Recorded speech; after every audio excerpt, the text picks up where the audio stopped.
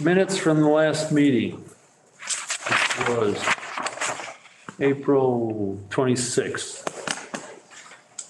Have we had a chance to look at those?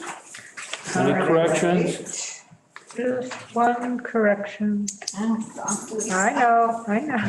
You'd be disappointed if I didn't. I know, and I know you didn't read it. Under the paragraph that starts Mike Kulik, Yeah, what'd I do now? Which one? the second one, Right here. Yeah, the fourth sentence, the fourth line down, dry lane patio? yeah, What's a dry lane patio? that's what it's called. Oh, okay, what is it? I don't know. It's the how you put it together. Oh, like lane, like lay down. Yeah, Ah, Dry lane. dry lane. Okay, then no corrections. Okay, yay. I make a motion to accept the minutes as presented. I'll second that. All in favor? Aye. Aye. Okay.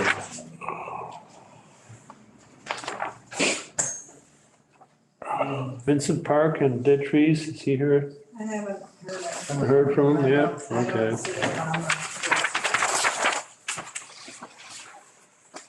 Bernard Hahn continued.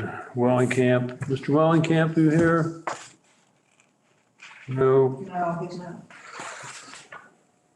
not. 36 Lake Drive. Addition, reconstruction. Here. Are you here, sir? Hello. Hello. What do you have for us? So first of all, thank you for postponing the site visit last week with the late last minute notice. What we'd like to do is reschedule the site visit at this meeting. As you may know, we've engaged Shannon from White Engineering, and we think we'll be better prepared for the site visit going forward. So if we could pick a date, we can proceed with that. Okay, first, Shannon will be there, correct? Yes. Someone will be there? Shannon will be there, and there'll probably be a representative, either Matt Punton or someone from his firm will probably also be there. Will we have drawings or stakes in the ground or that type of thing? Both, both. We'd like to see the lay of the land or where the addition or, Yeah. You have drawings from that were contained in the notice of intent, but Matt is revising them with a few minor modifications. And you will have those in advance of the site visit. And any vegetation that's coming down will be flagged so we can see everything that's coming down. Correct, along with Shannon's plan. Yeah, Shannon knows the drill. She'll know to do that. What's coming down and what's proposed for replanting. are you ready this week? We prefer next week if that's possible. So the week of the 16th.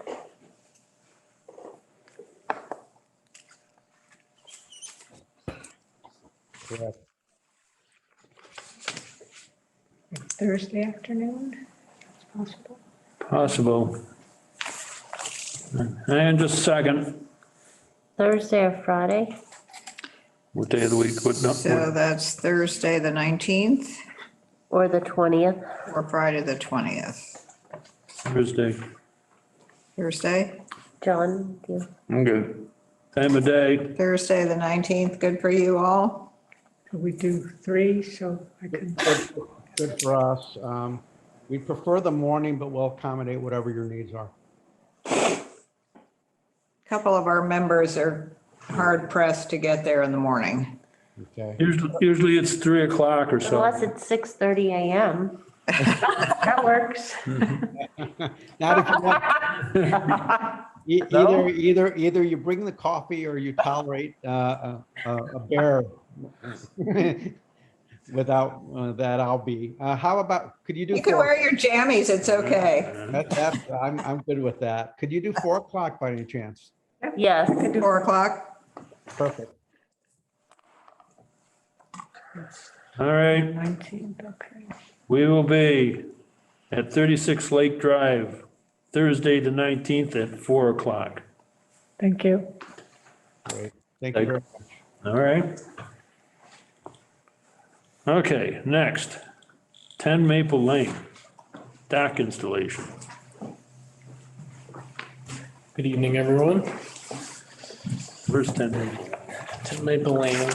Gotta be down. It's on the, yep, you're correct, the southern end of Stockbridge Bowl. It's located. Is there a dock there already? Has there been a dock there? I believe there was one previously, but it's been removed and disposed of. And they want to permit a new dock and get a Chapter 91 license for that dock.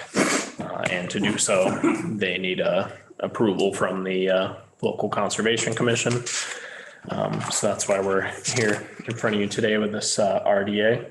It'll be the installation of a 4-foot wide steel frame dock with a wooden surface that'll be roughly 25 feet long from the high water line of Stockbridge Bowl. And that'll just be on metal feet, roughly 6 to 8 inches in diameter that sit on the floor of the lake. And it'll be likely anchored at the high water line with just a couple of metal posts to keep it in place. No T on the end or? Nope, just a straight 4-foot wide, 25-foot long dock.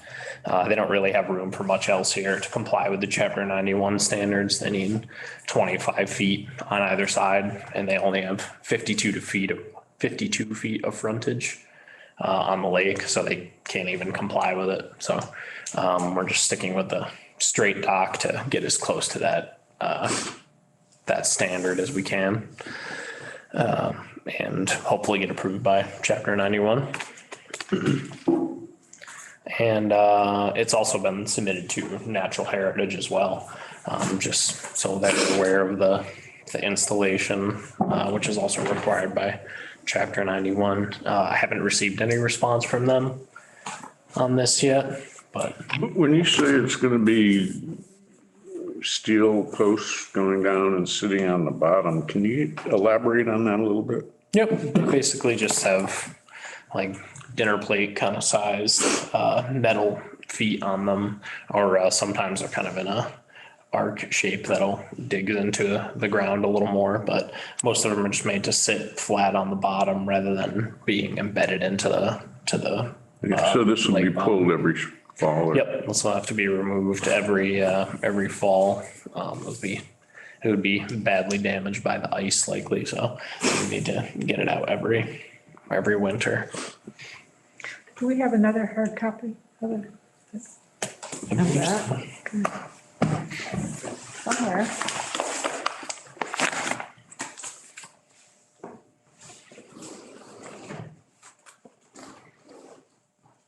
Is there any construction on the shore itself? Other than the installation of 2 metal posts, basically, like 2-inch diameter piping just to keep it in place. So there's no Like bank alteration really for the installation of it. pad or? Should be spanning the bank essentially. No tree removal, no vegetation removal? Nope, it's existing grass all along the shoreline, pretty much the whole property. It's very small, it's like 0.17 acres. The whole thing's basically lawn, house, a couple trees. Actually, I think we need to talk about the lawn to the left. Yeah. 0.1. Covers, won't they? So Jackson, did you tell us, is there anything there now? I mean, not the lawn, but I think the dock area. Other than, basically just lawn, that's all there is in the dock area. Is there a house? Yeah, pretty small. Where? More of a cottage. We have pretty limited plans for this. It's all compiled for like a Chapter 91 plan. And what's the footprint of this house on 0.1 acres? I'm not sure. We did this off a compiled basis, so we don't have like the actual square footage of the house. Just its like rough location and in relation to the property lines and, It's built in 37. yeah, so it's 1937. Oh, pre-existing. it's tiny. Look at it. Yeah, it's a little cottage there, basically. Yeah. So while they're thinking about this, they're going to be thinking about how they could naturalize their bank, right? If you'd like them to, You think we wouldn't? leave that up to you to decide. Would you say it was 52 feet wide? 52 feet is what the assessor's information provides, basically, for frontage on the lake. You think it was fertilized grass? Like geese, probably. I've only been there in the winter, so it was, That was, What kind of frontage does it have on whatever road it's attached to? I think supposedly Wow. these lines are parallel, so That's 52 pretty. feet. Well, they have to have passage to the dock from the house. Yep. It looks like there's a whole row of houses that are exactly the same on this teeny tiny little lot. There is, it's got some abutters that are basically the same. There's a, Probably all have a dock or will have. there's an area in there. You gotta be kidding me. Yeah, it looks like some of the neighbors have existing docks. But This is the kind of thing that gives us nightmares. If you're a buyer for 808,000, yeah. it's a Yeah. nightmare. wow. You're kidding. Good God. Where's that handbasket I've been talking about for all these years? Oh, it's in hell, that's right. Jackson, can we talk to them about some plantings along the edge of the lake? yeah, I'd have to address that with them, but I would imagine they'd be open to that. I can't imagine that you could fit much in there, but there needs to be Something. Something other than We're gonna lawn. grant An this improvement. dock, we'd like to see some, yeah. some- I think the bank itself would benefit for some vegetation to stabilize. I was only there in the winter and it looked, So pretty maybe, roughed up shoreline, so. can we see it? And, I think we Yeah, need if to you'd see like it. to. yeah. Like to see it. Sure. Okay, we're going to 36 Lake Drive on Thursday, the 19th at 4 o'clock. If we went to 10 Maple Lane on Thursday, the 19th at 3 o'clock or 3:30. Thursday. Not much to see, 3:30 probably, you could do it. Yeah. 0.1 acres, I think we can see the whole property. We may not be able to all stand together down there. All of our cars might not fit. 3 PM, you said? 3:30? 3:30? Sure. Any chance you could kind of fantasize some sort of list of plant down there? Yeah, I think we could What time are we going? come up with something. 3:30. 3:30.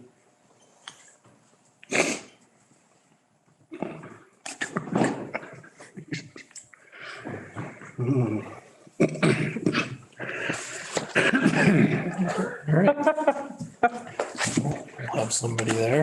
Is this property by any chance high and dry? No, I don't think anything on the south side. You never know, sometimes it's a ball. Yeah, Okay, we'll see it when we get there. yep. While we're on the topic of site visits, if you wanted to schedule one for that, the property for the Scenic Mountain Act, notice of intent and, COC. Where's this? But it's two different properties. Right? Because one is 218 and one is 212, if I'm not mistaken. Yeah, I Where are we apologize. talking about? Familiar with it. Old Stockbridge Road. Stockbridge Road, Annie Selke's place. Oh, okay. And do we have that in a while?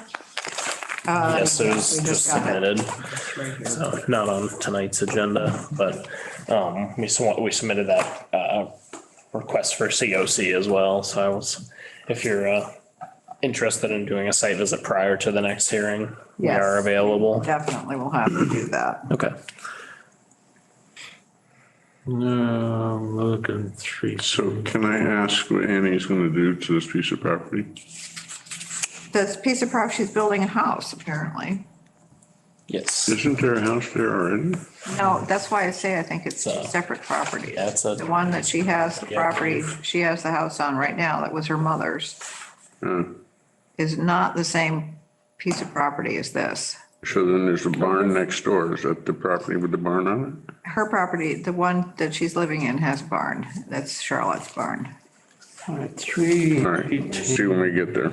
Yep. Says 2:15, 2:18. 2:15. same day. What time? About 2:30. Okay, well, yeah, we can do it. I'm gonna miss that one. We just have to see if the trees are there. Yeah, What time? 2:15? 2:30, And is it, 218 Old Stockbridge Road. I don't know about that one. 2:30 on the same day? Yes. Okay. and do we have an extra NOI? I'd like to see it before we go out.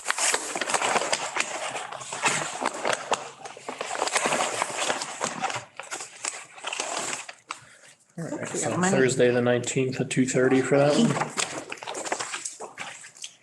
Okay. Name on it? Money? No, that's County of Stockbridge. Yeah. Heck. All right. Okay, anything else, Jackson, while you're up here? No, I think that's it for tonight. Bring it out of here? Thank you all for your time. Okay. Well, Excellent. have a good evening. I'll see you next week. 2, yeah, next week. 2:30. 2:30. All right, that's pretty much it. Anything else? We Nope, have to sign we have stuff to sign. RDA. Can I You can go. something out?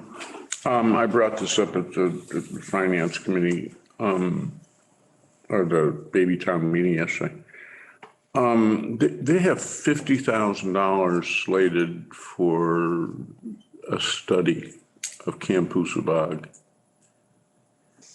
And I'm fairly certain that Campusa Bog's been studied up one side and down the other, but I don't know. Who proposed that? I don't know, it's in the budget, or it's on the warrant, but that's neither here nor there.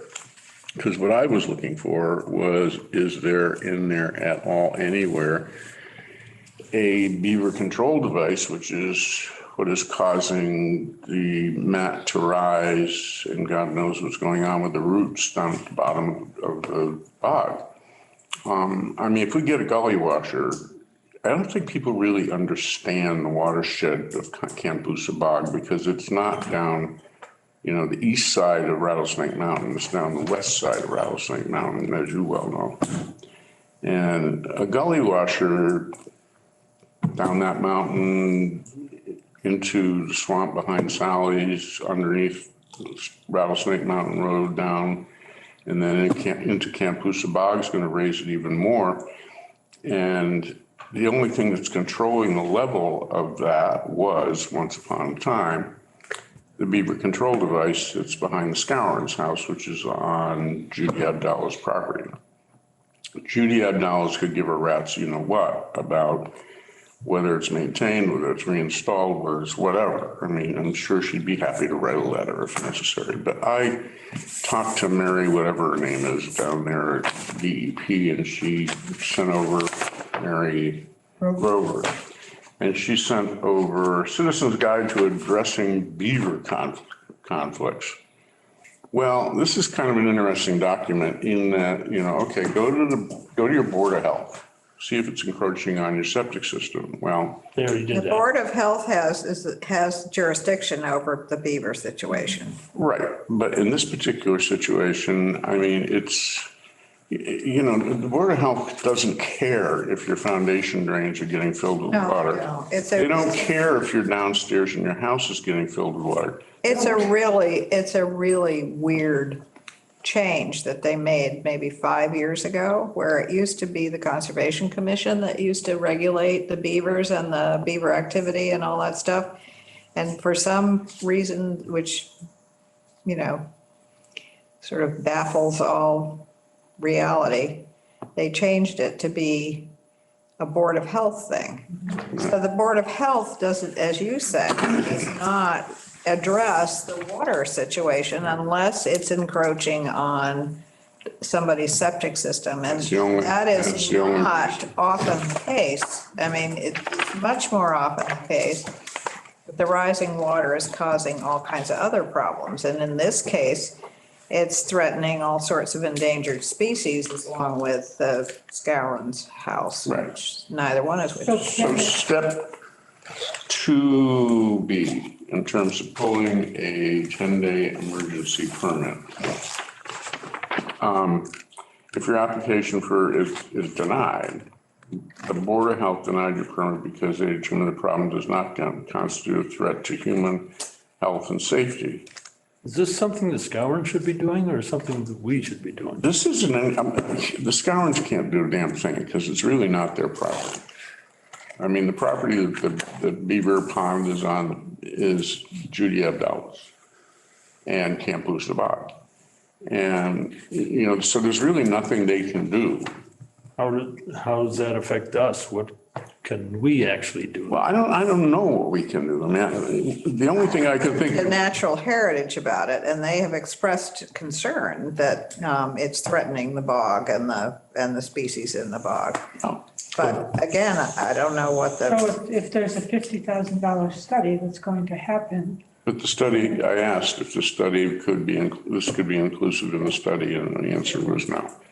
So natural heritage can needs to be banged on louder. I'd be happy to do it, but I'm not the most discreet person in the world when it comes to doing stuff like that, especially if I've made attempts in the I past. think you should, because you're the most familiar with it.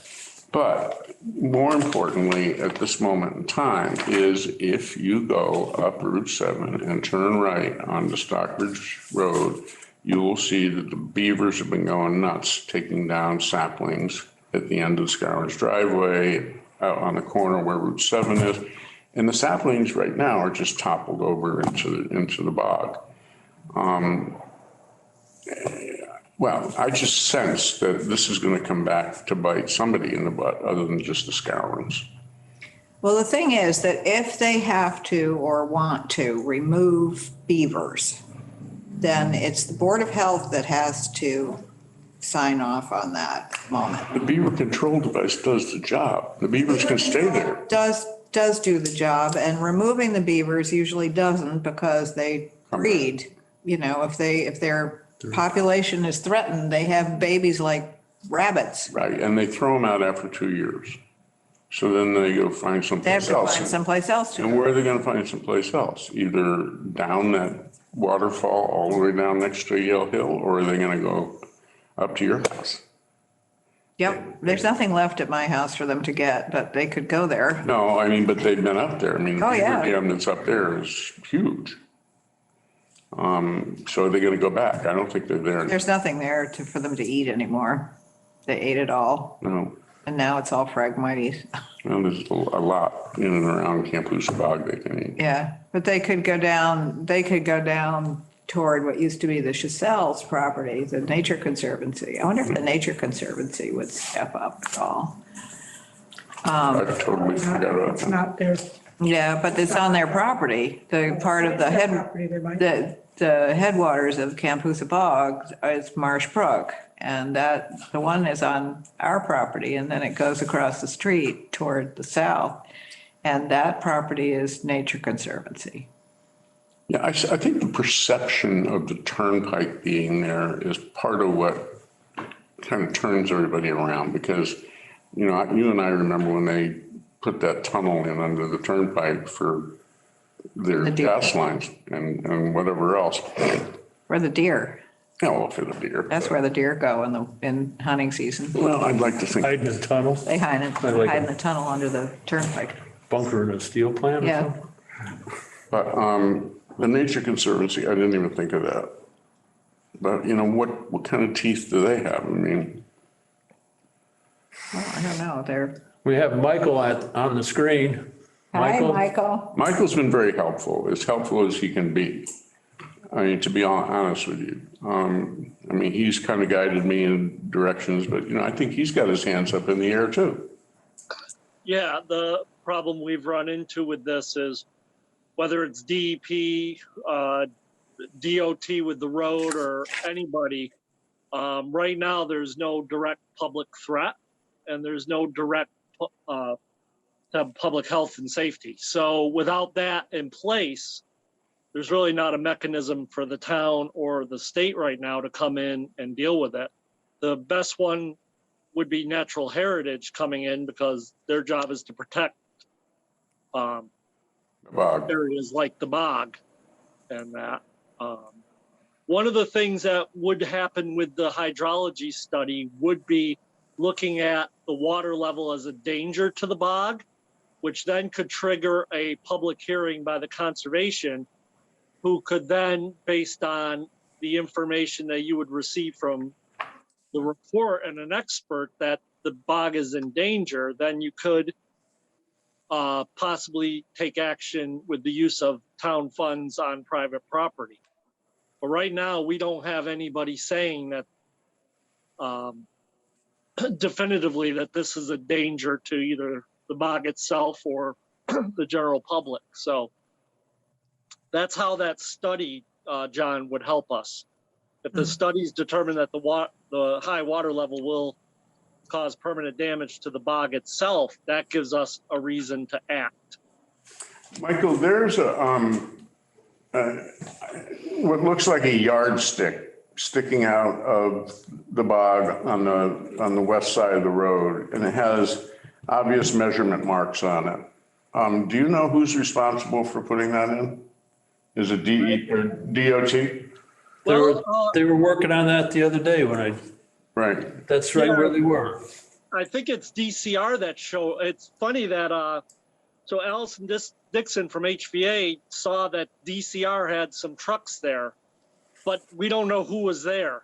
No one from the state reached out, even though we've reached out to these organizations. They were there checking something out, but we weren't informed that they had come. They were there and then they were gone. So DCR does own some property on the west side of Route 7. I was going to say, I can't think what jurisdiction DCR would have, generally speaking, in that. I mean, but the fact that they have property answers that question. Because that really isn't in their wheelhouse generally. Right. So- And Beavers. So Michael, where does this study stand now? If we fund it, when would it happen? well, if we fund the study, the first thing we're going to do is have an evaluation of if the water level presents a danger to the bog itself, which would then allow the conservation to move on it. Michael, could we have, with our own funds, funded a beaver deceiver? I forget where. At that location. Was it that location? The beaver deceiver is actually not the costly item that's holding us back. It's a problem that we're on private property. And in order for the town to act, we have to have a threat to the public safety be the issue. With the Board of Health going up to the people's home and determining it wasn't, Mass DOT came in at our request. They ran a submersible underneath the road. They looked at where the level of the beaver dam has created, and it's basically created a new level where it is now. If you go down where the telephone lines go across. So right now, no one has identified any threat to public health and safety. And we have no one telling us that the bog itself, somebody with the credentials to say that the bog itself is in danger of being, damaged permanently by having a high water mark. So We should think about having Jess Toro go out and look at that. She spent hundreds of hours on the bog. we've been in touch with Allison Dixon, Jess Toro, and people that were back with the original group that got it identified as a habitat of concern. So we've already been in touch with her too, and her recommendation was the hydrology study, which then me and Patrick worked on trying to get an MVP process through. That doesn't, but we have the 50,000 on the town warrant, which, like I said, would then be able to answer. And then if it is a threat to the bog, that we can show, and that we have an expert saying, yes, the bog needs to have its level brought down. They would recommend where to install the beaver deceivers, and then we could install them. But right now, without that and no determination of a public health or safety issue, we have no way of acting on private property to do that. Okay. That's helpful, thank you. That's How did it happen last time? I mean, it was the same issue, same thing happened. well, whose property was the beaver deceiver on? Judy Abdallah's. The first Before, time, the first time? I don't remember. Wait a minute, there's a right of way. I don't remember talking to Judy about that. Well, you know, the house next to Scourins, on the other side, on the same side of the road as they are, just next to them. No, it's a third one down. That house belonged to Mike Abdallah, and it was across the street from my apartment when I lived over the wine cellar at Stockbridge. It's where the bank is and where the wine cellar is and all that. That house used to sit there, and then they moved it. I mean, I opened up my shades one morning, I was looking in the side window of somebody's house, which is in the middle of the street. But they moved that house all the way up to 246 Lee Road. Now, 2 Lee Road is the Scourins. 4 Lee Road, I don't know who that is. I'm sure the Scourins do, but I don't know who that is. And 6 Lee Road is, you know the people, because their kids went to BCD, I think. It was a long time ago they came in here because there was an issue with an isolated wetland at the bottom of their driveway. Yeah, I remember. But at any rate. It's not ringing. are they having the same water issue? No, they're higher. Okay, They're higher. But the thing is I think that property shoots back and goes right. But now what I'm wondering here is that there is a phone line in the ground there and there's a power line over the top. So realistically, that's a right of way that belongs to the power company or the phone company, one or the other. And I don't know how that hobbles us, if it does or not. Maybe it's to our benefit. Yeah, I don't know. But I don't remember. I remember that we funded a beaver deceiver. I don't remember it being there, but I do remember funding a beaver. I think we funded the beaver deceiver down on Goodrich Street. I think that's where we. No, I don't know if we definitely did that. I don't know if we funded this one or not, but there is a beaver deceiver which has been washed out by a gully washer last summer. It is, or the summer before last, it is in the swamp to the south of where the beaver dam is, sticking up out of the water. Wasn't there some conversation with Mike Callahan about that, Michael? Mike Callahan is from Beaver Solutions? I did get him up here and he said that he did not install one down at that location. Yeah, I didn't think so, because it was Mike that did the ones we did. I don't remember ever having gone and talked to Judy about anything like that. Well, But And my understanding from Mass DOT is that breach, which the beavers blocked up last year, was not blocked up before. So that's why the other side was not as deep as it is. There, if you go back there where the telephone lines go over, it's probably a good 100 feet, but there's a 15, 20 foot section, John, that that was left open to drain the bog that the beavers last year blocked up. right. And they're gonna do it again this year because there's water running over it. And it'll make it go up higher. well, it sounds like There's this. some debate on because of how long it would be, whether how far up they'll go. It depends on if their habitat's fine. If it gets to a point that it endangers the road, then we could get DOT to act. It's just this awkward situation that right now, no one can make a determination that there's a public health and safety issue. And like I said, we need somebody to say that the bog itself is having an issue. And from what I understand, when this was done last time, it took a couple years and they came up with a number of things, including beaver deceivers, low salt area on the pike, but it took multiple years to do. So right now we're trying to get something in place that would tell us what we need to do to preserve the bog. So. Now, one thing that Skip Scourin has said to me on more than one occasion, and that is, back when the beaver deceiver was functional, DOT would show up every year, twice a year, once in the spring, once in the fall, clear whatever the situation was that went underneath Route 7, and go clear the beaver deceiver, make sure it was operating. So. No, Mass DOT said they never did anything other than the ones that are on Route 7. They never went back to where that power line is because it wasn't dammed over by the beavers before. So they said that they haven't. They've run the submersibles through the culvert and through the beaver deceivers, and everything is operating. Their stuff that they put in is all operating the way it should be. That's why they see no issue at this point.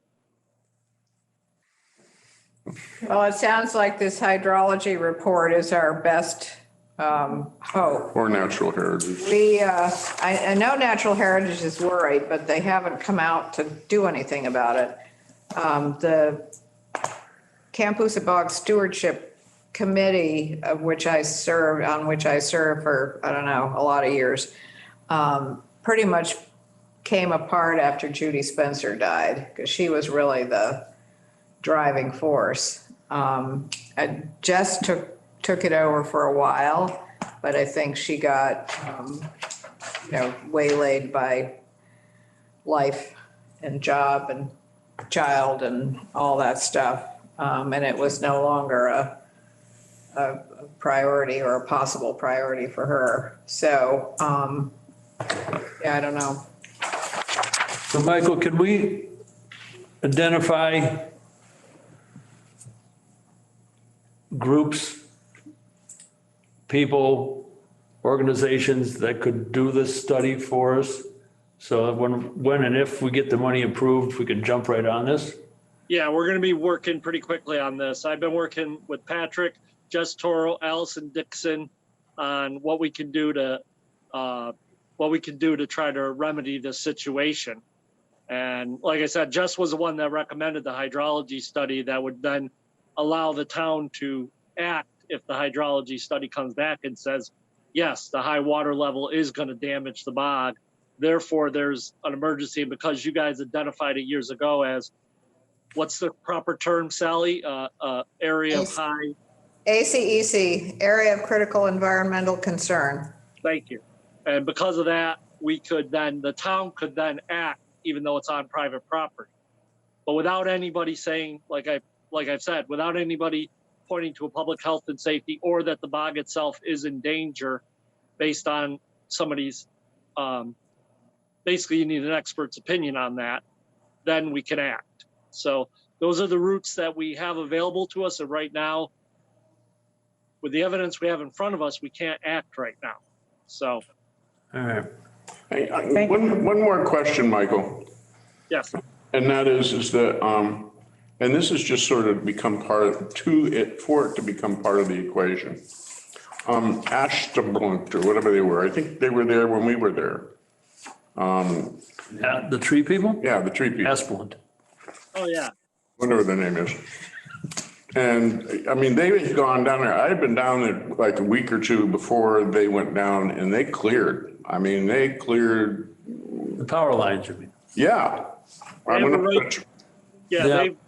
We're in our 5-year cut plan, and that includes cutting where lines go. They have easements to cut back the trees, even on private property, and the rest if there's a transmission line, which there is going back there. So, yeah. But it still puts it in somebody's property other than the town. And for us to act with town resources on anybody else's property, we have to meet one of those criterias. And right now we don't meet them. Thank you. Before you leave, I have another question. Have you Yes. heard anything back on performance standards? I haven't. I'll follow up tomorrow. I know you have. Yeah, I'll follow up tomorrow and get back to you so you have it for the next meeting. Great. Thank you. I sent it all to Donna. Okay. Okay, good, thank you. She, To whom? Donna, Donna. so she has the information. Great. Berkshire Theater Festival, drainage. I spoke with, and I have his name somewhere here, though I probably can't pronounce it. Do you have that information still? Michael? Did you speak to Nick Pera? Yeah, that person, yes. All right, I'll stop in tomorrow if you could just give me that number again and I'll put another bug in his ear. All right. 20 Mackinac Shores, who knows? Yeah, we didn't go, so. I've done. What do you want to know about it? I went and took a whole bunch of pictures. I thought, and correct me, didn't we last November schedule the SBA to be at this meeting? Oh, yeah. Tonight?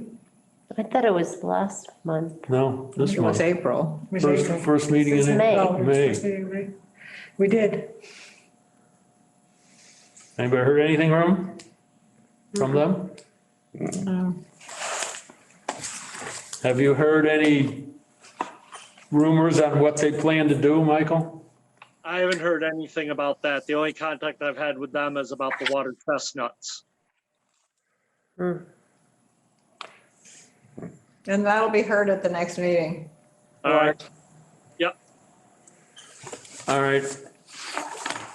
I'm going to share this Fleetwood proposal with the rest of the committee. Any problems with that you can see? No. I'd like to get the comments. And we'll discuss this at the next meeting too. All right. All right? Yep. I don't see issues considering what we've already discussed. We'll use it if we need to use it. And if we don't, well, we don't. This is proposal for on-call environmental consulting services to support the Stockbridge Conservation Commission. You got to read it. We'll make more copies if you want. Why don't I go make copies quick? Do you have a copy? No. So what We'll have else? copies made for everybody and people can receive electronic copies too. It's from, or Sally's going to do it right now. So while Sally's doing that, like other boards in town, Michael, you know, in our performance standards, and I don't want to back it up and make it come back, so we got to do something different. But No. I think they're pretty perfect as they are, but you know, I really think that somewhere along the way, somehow we need to put some teeth into violations, which means a fine of some sort per day, per week, per month, I don't care, It's in our bylaw. kicks in. Well, if it's in the bylaw, then we should enforce it. I'm not arguing.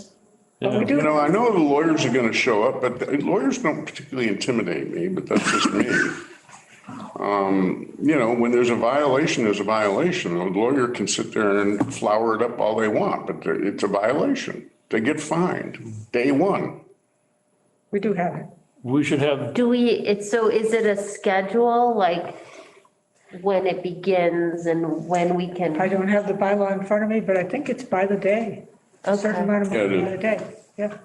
Typical non-criminal disposition, which what you guys will be operating under, it's a fine that continues until resolved. So every day is another fine. So each day that it goes on is a separate fine. Usually it's 100, 200, and 300, and 300 is the maximum that we can fine anybody. But it's Really? per day, per issue, so it can add up. And what they did in Great Barrington was Shep would write a ticket for every day and give it to the person. I mean, we fined people. Shep Evans? Yep. And does the fine start when it comes to our meeting or when we notice something is wrong? Well, usually what you do, and this is similar to what the building inspector does, is you send a notice of violation and you give them X days to correct it. And failure to correct it by that date, then you start issuing the non-criminal disposition each day. And at some point, if they don't pay it or don't remedy it, you end up in court. And so I always feel like if you do the warning first, it gives you a much better claim that when you get to court, you say, listen, we gave them 15 days to correct this issue or 30 days to correct it. They failed to do it. Therefore, we began fining them. And, you want the judge to look at them and then say, well, why didn't you act or even respond? And, we send everything certified mail, return address, all that. So we know that the person did receive it.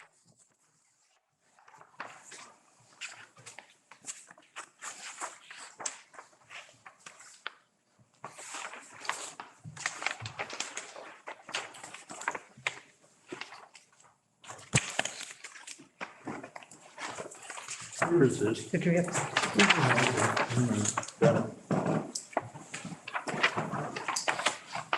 There's the first.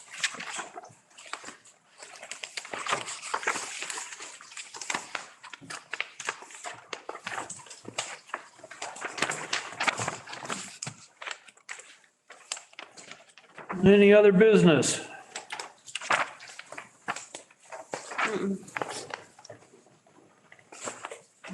Other than to look at that proposal, Did we get this one? I think I just came back. So I guess my question about this proposal is if there's $20,000 allotted, how much, do we have an idea of how much time that translates to? They have a cost schedule in there. Second. Oh, I didn't get the second page. Which depends on which items that you're doing. I want to do a little back and forth with them on this because if we're gonna, whether or not we're gonna pay all, just as we need them, or if we want them on what's called retainer. If we're doing retainer, then the retainer part should be a flat fee for everything for a base price. And it's something they may be interested in because it would give them a guaranteed amount. And then everything above and beyond that would be something. So there's a couple options we could talk about at the next meeting once you guys look at this. But it is Dave Cameron and Mark Stinson, both formerly of DEP Western Mass. Yep.